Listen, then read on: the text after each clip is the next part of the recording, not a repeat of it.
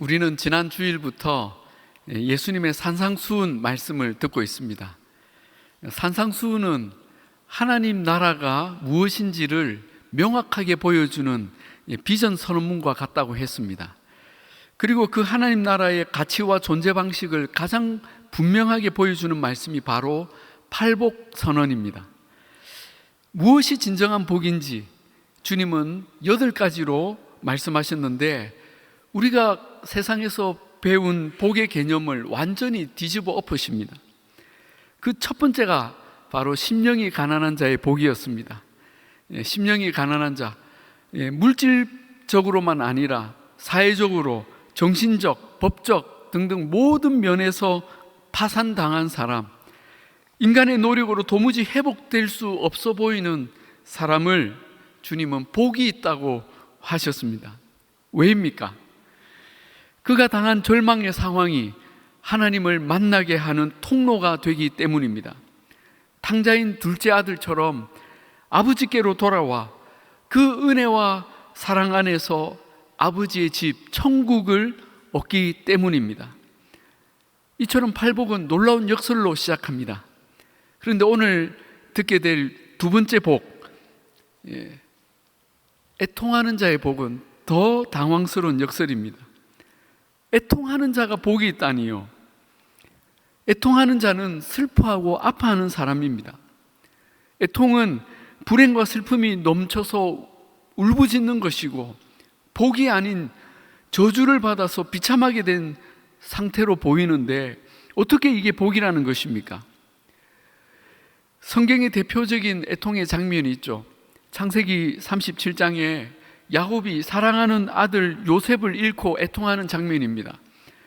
아버지가 그것을 알아보고 이르되 내 아들의 옷이라, 악한 짐승이 그를 잡아먹었도다, 요셉이 분명히 찢겼도다 하고 자기 옷을 찢고 굵은 배로 허리를 묶고 오래도록 그의 아들을 위하여 애통하니 그의 모든 자녀가 위로하되 그가 그 위로를 받지 아니하여 이르되 내가 슬퍼하며 스올로 내려가 아들에게로 가리라 하고 그의 아버지가 그를 위하여 울었더라. 이것이 애통입니다. 예레미야서에도 이 비슷한 장면이 나오죠. 라마에서 슬퍼하며 통곡하는 소리가 들리니 라헬이 그 자식 때문에 애곡하는 것이라, 그가 자식이 없어져서 위로받기를 거절하는도다. 어떤 위로도 위로가 되지 않는, 그저 가슴을 찢고 바닥을 기며 울부짖는 슬픔이 애통입니다. 그런데 이런 애통이 어떻게 복이 된다는 것입니까? 그것은 애통하는 그 행위 때문이 아니라 애통의 이유 때문입니다. 예수님이 말씀하신 애통은 사랑하는 사람을 잃고 우는 애통이 아닙니다. 예수님의 애통은 그 첫 번째 복, 심령이 가난한 자의 애통이고, 하나님께로 돌이키며 하나님과의 관계를 회복하는 애통입니다. 바로 자기 죄를 슬퍼하고 통회하며 우는 애통인 것입니다.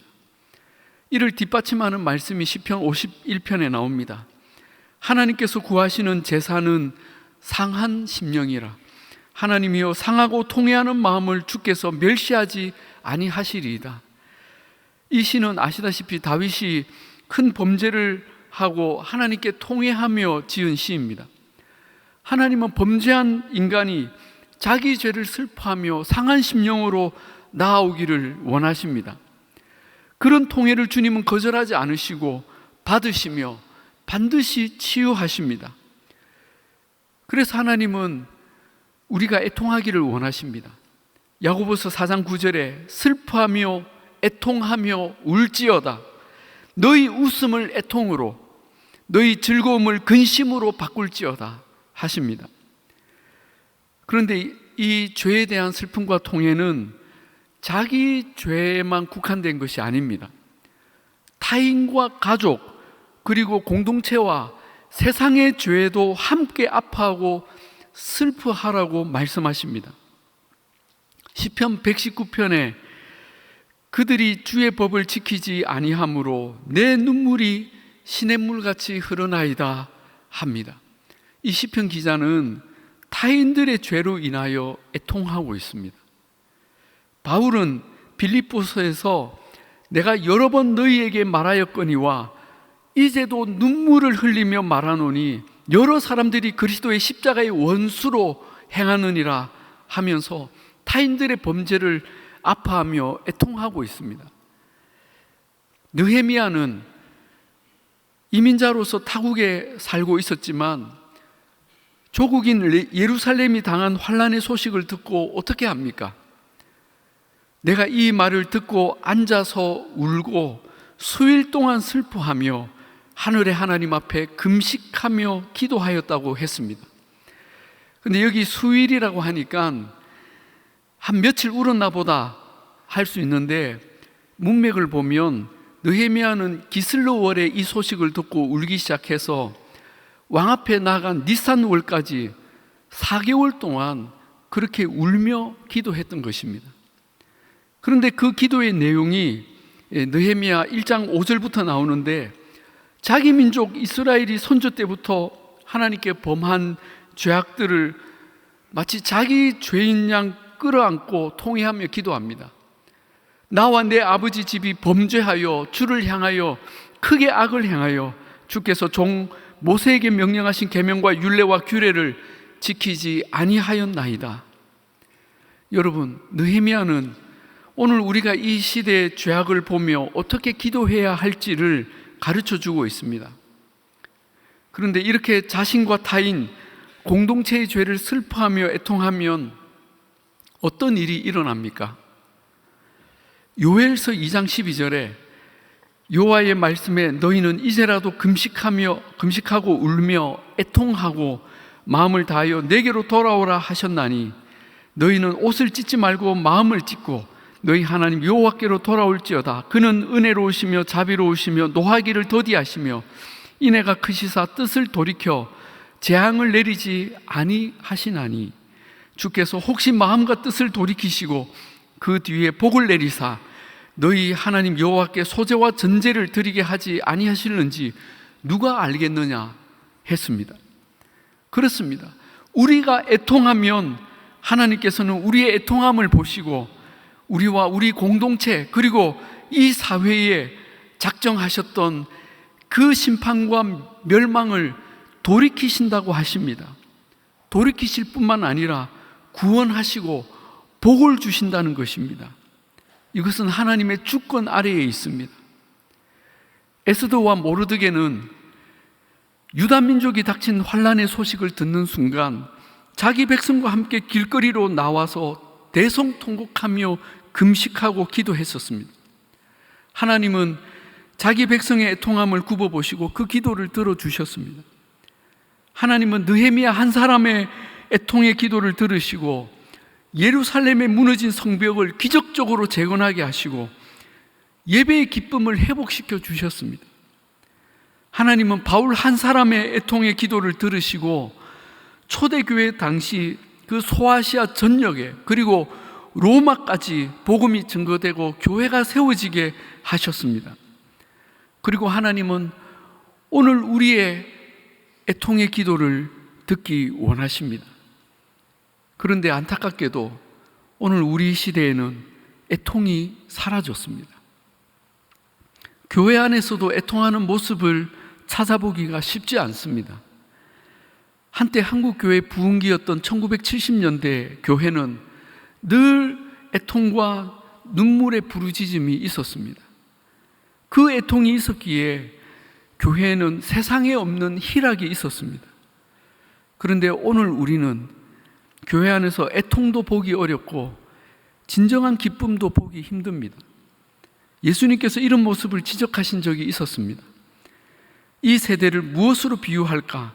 비유하건대 아이들이 장터에 앉아 제 동물을 불러 이르되 우리가 너희를 향하여 피리를 불어도 너희가 춤추지 않고 우리가 슬피 울어도 너희가 가슴을 치지 아니하였다 함과 같도다. 이것이 우리의 모습이지 않습니까? 그런데 여러분, 오늘 우리는 왜 애통하지 않는 걸까요? 왜 애통하지 않을까요? 애통할 일이 없어서입니까? 아닙니다. 애통할 일은 천하의 차고도 넘칩니다. 문제는 우리가 애통할 일을 보고도 느끼지 못하고 깨닫지 못하기 때문입니다. 다르게 말하면 애통의 감각을 잃어버린 것입니다. 우리의 영적 애통 신경이 고장이 난 것 아닌가 생각이 됩니다. 여러분, 우리 몸의 신경도 신경이 끊어지거나 다치면 통증을 느끼지 못합니다. 뜨거운 것도 차가운 것도 아픈 것도 느끼지 못합니다. 여러분, 그러면 좋을까요? 그렇지 않습니다. 제가 아는 집사님 한 분은 교회에서 일을 하시다가 다치셨는데 그만 그 다리 종아리에 신경이 끊어지셨습니다. 그래서 그쪽 발에 아무런 감각을 느끼지 못하는 것이었습니다. 한 번은 한겨울에 신발에 물이 들어갔는데도 모르고 그냥 다니다가 그만 동상에 걸렸습니다. 제가 그 집사님의 발이 낫기를 오랫동안 기도했습니다. 그런데 그러던 어느 날 그 집사님이 저를 보자 매우 기쁜 목소리로 소리를 쳤습니다. 목사님, 제 발이 아파요. 발에 통증이 느껴져요. 감각이 돌아오는 것 같아요. 그때 저는 깨달았습니다. 우리가 아픔을 느낀다는 것이 얼마나 고마운 일인지. 아프니까 기쁜 거예요. 서로 안고 기뻐했어요. 발이 아프구나. 여러분, 육신의 통증도 이렇게 고마울 때가 있는데 우리가 영적으로 애통할 일에 애통하지 못하면 이게 얼마나 안타깝습니까? 그런데 애통할 일에 애통한다면 얼마나 기쁜 일이겠습니까? 핸델이 작곡한 그 오페라 아리아 중에 울게 하소서라는 노래가 있습니다. 물론 그 리날도라는 오페라는 내용이 좀 다르지만 우리가 이런 기도를 해야 하지 않겠습니까? 주님, 애통하게 하소서. 애통하게 하소서. 이것이 우리가 회복해야 할 기도입니다. 그런 점에서 예수님은 울어야 할 일에 울지 않는 우리의 애통의 감각을 다시 회복시켜 주시기를 원하셨습니다. 주님은 이 땅에 오셔서 우리와 똑같이 이 땅의 죄와 절망을 겪으시며 친히 애통하는 모습을 보여주셨습니다. 주님은 매우 쾌활한 분이셨지만 우리 때문에 자주 우셨습니다. 예수님은 베다니 나사로의 무덤 앞에서도 우셨습니다. 예수께서 그가 우는 것과 또 함께 온 유대인들이 우는 것을 보시고 심령의 비통이 여기시고 불쌍히 여기사 예수께서 눈물을 흘리시더라. 주님은 단순히 사랑하는 사람이 죽어서가 아니라 그 죽음이 가져다 준 슬픔과 어둠을 사람들과 함께 느끼시며 우셨습니다. 지금까지 인류가 겪어온 죽음의 아픔과 절망을 함께 체휼하시며 우는 자들과 함께 우셨습니다. 그리고 죄와 죽음의 권세가 얼마나 인류를 억압과 폭력으로 지배해 왔는지를 보시고 분노하시며 우셨습니다. 그리고 그 죽은 나사로를 살려주셨습니다. 예수님은 또 예루살렘 성을 보시며 그 죄악으로 인해 우셨습니다. 가까이 오사 성을 보시고 우시며 이르시되 너도 오늘 평화에 관한 일을 알았더라면 좋을 뻔하였거니와. 히브리서 5장 7절에 예수님은 육체에 계실 때에 자기를 죽음에서 능히 구원하실 이에게 심한 통곡과 눈물로 간구와 소원을 올렸고 그의 경건하심으로 말미암아 들으심을 얻었느니라 했습니다. 이처럼 주님은 이 땅에 계실 때 그 백성들로 인해 많이 우셨고 그 애통함이 왜 복인지를 사람들에게 친히 보여주셨습니다. 한편 주님은 애통하는 자가 받는 복에 대해 말씀하십니다. 그것은 바로 위로입니다. 애통하는 자는 복이 있나니 그들이 위로를 받을 것이며. 그런데 이 위로에는 세 가지 측면이 있습니다. 첫째는 애통하지 않는 자와의 구별입니다. 이게 언제 구별이 될까요? 구약 에스겔서 9장에 하나님의 심판이 임할 때 애통하는 자와 애통하지 않는 자를 철저히 구별하겠다는 말씀이 나옵니다. 여호와께서 이르시되 너는 예루살렘 성읍 중에 순행하여 그 가운데 행하는 모든 가증한 일로 말미암아 탄식하며 우는 자, 즉 애통하는 자의 이마에 표를 그리라. 그들에 대하여 내 귀에 이르시되 너희는 그를 따라 성읍 중에 다니며 불쌍히 여기지 말며 긍휼을 베푸지 말고 쳐서 늙은 자와 젊은 자와 처녀와 어린이와 여자를 다 죽이되 이마에 표가 있는 자, 즉 애통하는 자에게는 가까이 하지 말라. 내 성소에서 시작할지니라 하시매 그들이 성전 앞에 있는 늙은 자들로부터 시작하더라.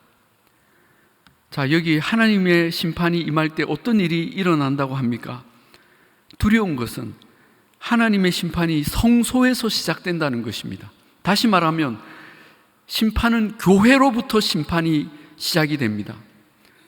그리고 성전 앞에 있는 늙은 자로부터 시작한다고 했습니다. 즉 교회의 목회자와 중직자들로부터 심판이 시작된다는 것입니다. 그래서 젊은 자와 처녀, 어린아이와 여자들까지 다 죽인다고 하십니다. 그런데 이마에 표가 있는 사람, 탄식하며 우는 자, 애통했던 자들은 가까이 하지 말고 살려두라고 하십니다. 이것이 하나님의 위로의 첫 번째 모습입니다. 구별이죠. 두 번째 위로는 우리의 슬픔을 거두어 가시는 것입니다. 요한계시록 21장에 내가 들으니 보좌에서 큰 음성이 나서 이르되 보라, 하나님의 장막이 사람들과 함께 있음에 하나님이 그들과 함께 계시리니 그들은 하나님의 백성이 되고 하나님은 친히 그들과 함께 계셔서 모든 눈물을 그 눈에서 닦아주시니 다시는 사망이 없고 애통하는 것이나 곡하는 것이나 아픈 것이 다시 있지 아니하리니 처음 것들이 다 지나갔음이로라. 요한계시록 7장에도 이는 보좌 가운데 계신 어린 양이 그들의 목자가 되사 생명수 샘으로 인도하시고 하나님께서 그들의 눈에서 모든 눈물을 씻어 주실 것임이라 하십니다. 여러분, 우리 눈에서 흘렸던 그 모든 눈물을 닦아주시는 주님의 이 놀라운 위로를 여러분 모두가 받으시기를 주님의 이름으로 축복합니다. 그런데 너무나 감사한 것은 주님께서 지금도 우리를 이렇게 위로하고 계신다는 사실입니다. 여기 위로라는 단어는 헬라어로 파라칼레오입니다. 이 파라칼레오는 보혜사 성령님을 가리키는 파라클레토스와 어근이 같습니다. 즉 우리 곁에서 우리를 도우시고 위로하시는 성령님, 그분이 파라클레토스입니다. 이 땅에서는 성령님께서 우리를 위로하시지만 우리가 마지막 날 천국에 갔을 때 예수님께서 우리를 안아주시고 눈물을 닦아주시며 위로해 주실 것을 믿습니다. 위로의 세 번째 모습은 진정한 기쁨입니다. 아까 느헤미야가 자기 백성의 죄를 끌어안고 4개월이나 기도했다고 했죠. 결국 그는 기도의 응답을 받고 예루살렘으로 가서 그 무너진 성벽을 재건하는 지도자가 됩니다. 반대자들의 엄청난 방해와 위협이 있었지만 그는 기적같이 52일 만에 성벽을 완성하고 성문을 달고 문지기를 세웁니다. 그리고 느헤미야가 그 뒤에 가장 먼저 한 일이 뭐겠습니까?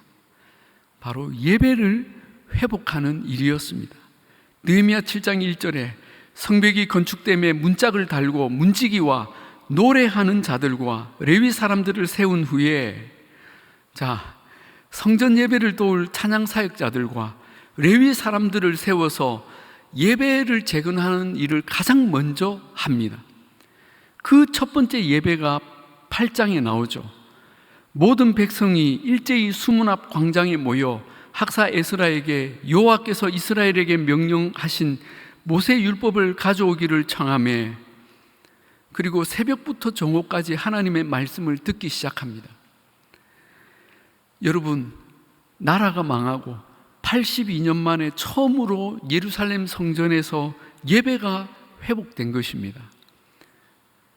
이 예배가 회복될 때 어떤 일이 일어납니까?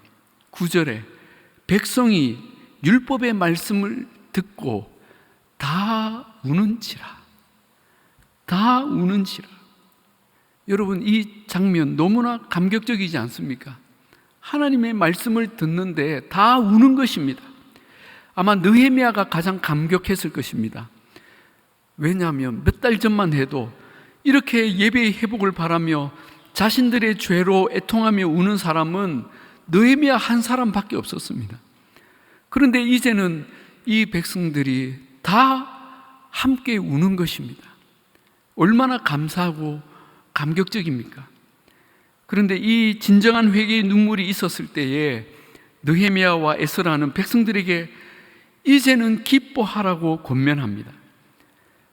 느헤미야 8장 9절입니다. 오늘은 너희 하나님 여호와의 성일이니 슬퍼하지 말며 울지 말라 하고, 느헤미야가 또 그들에게 이르기를 너희는 가서 살진 것을 먹고 단 것을 마시되 준비하지 못한 자에게는 나누어 주라. 이날은 우리 주의 성일이니 근심하지 말라. 여호와를 인하여 기뻐하는 것이 너희의 힘이니라 하고, 모든 백성이 곧 가서 먹고 마시며 나누어 주고 크게 즐거워하니 이는 그들이 그 읽어 들려준 말을 밝히 알미라. 할렐루야. 그렇습니다. 진정한 애통은 진정한 기쁨으로 이어지는 것입니다.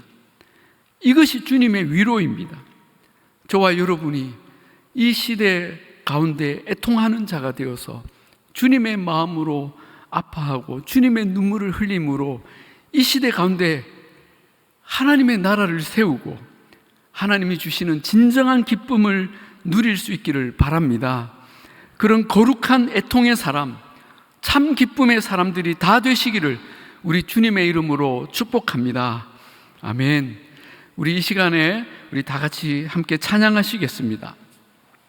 오늘 말씀 생각하시면서 우리 찬양할 때 우리 다 같이 자리에 일어나서 우리 함께 같이 찬양합시다.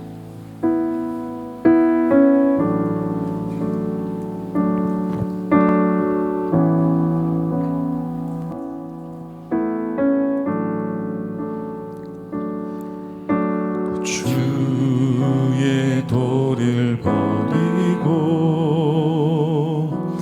헛된 꿈을 쫓던 우리들, 거짓과 교만한 마음을 용서하여 주소서. 하나님의 긍휼로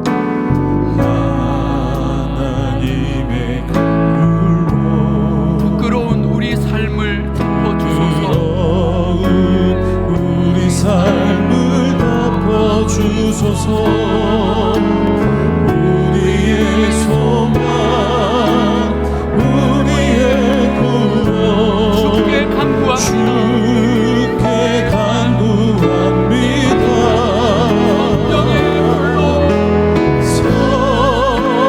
성령의 불로 나의 맘을 태워주소서.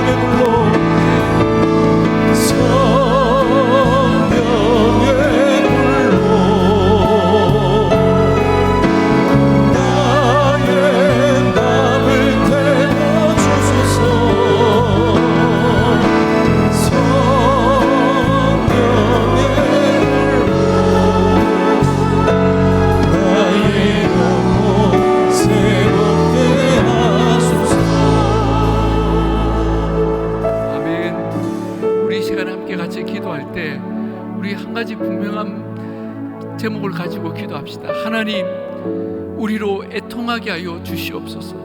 이 세상에, 우리 주변에, 내 삶에, 우리 가정에 애통할 일들이 쌓이고 넘쳤는데 우리의 눈물을 잃어버렸습니다. 우리의 애통이 끝난 지가 오래입니다. 하나님, 우리를 긍휼히 여기시고 다시 그 눈물을 회복하게 하여 주시고 우리가 애통하게 하여 주시고 그 애통으로 말미암아 진정한 기쁨을 회복하게 하여 주시옵소서. 우리 기도할 때 우리 주여 애통케 하옵소서. 우리 함께 부르짖으며 기도하겠습니다.